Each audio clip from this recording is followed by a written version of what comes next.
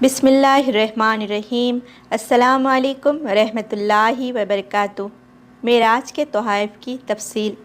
اللہ رب العزت نے اپنے حبیب صلی اللہ علیہ وآلہ وسلم کی امت کے لیے ان کے ساتھ کتنے عظیم تحائف ارسال کیے۔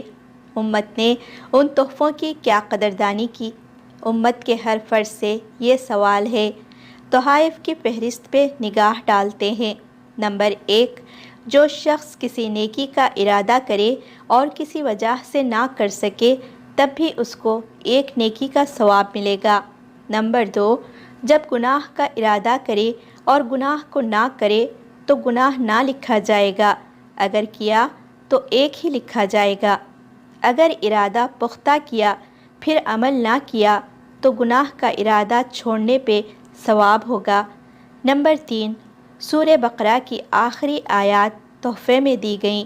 نمبر 4، یہ وعدہ کیا گیا کہ جو اللہ تعالیٰ کے ساتھ کسی کو شریک نہ کرے اس کے گناہ معاف ہو جائیں گے۔